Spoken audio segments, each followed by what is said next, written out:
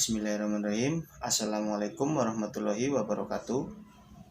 Nama saya Dori Erlan Setianori, NIM 1903030015,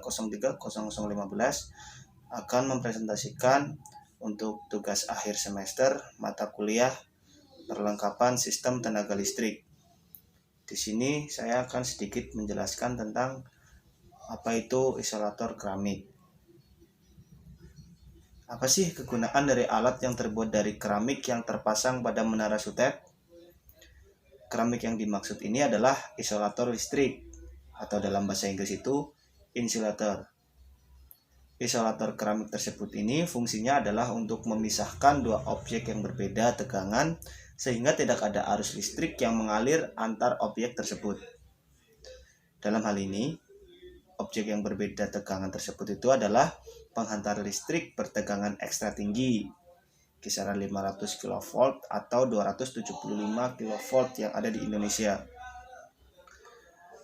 dan menara sutet yang tidak bertegangan.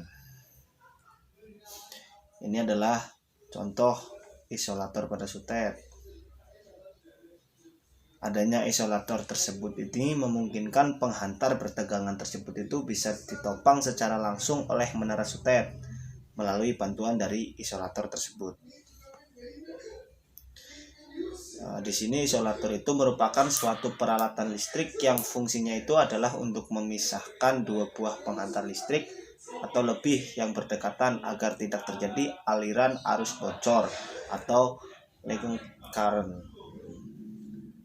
atau yang bisa disebut flashover dari satu penghantar ke penghantar yang lain dan tidak terjadi gangguan pada sistem tenaga listrik.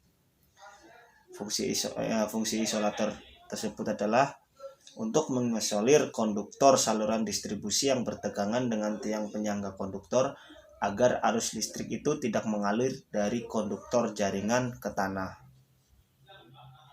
Di sini terdapat dua jenis isolator yang dipakai pada jaringan distribusi. Yang pertama itu adalah isolator tumpu atau line insulator. Di sini itu terdapat berbagai istilah. Yang pertama line post insulator, pin post insulator, dan pin insulator. Isolator regang atau suspension insulator. Ini terdapat dua macam. Yang pertama yaitu isolator payung atau umbrella insulator dan long root insulator.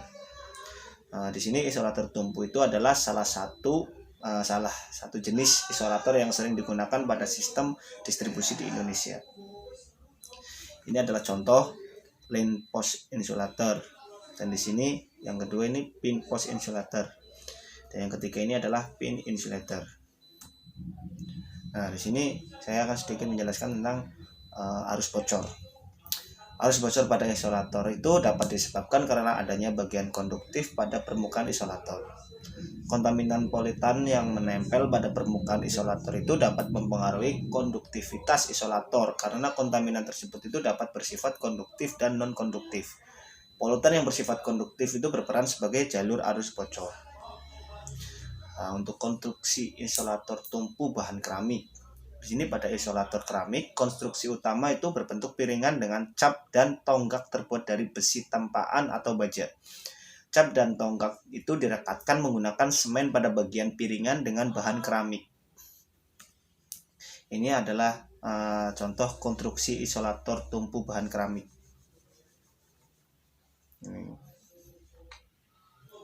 Baik, mungkin itu saja yang dapat saya sampaikan. Kurang lebihnya mohon maaf. Wabillahi taufiq wal hidayah. Wassalamualaikum warahmatullahi wabarakatuh.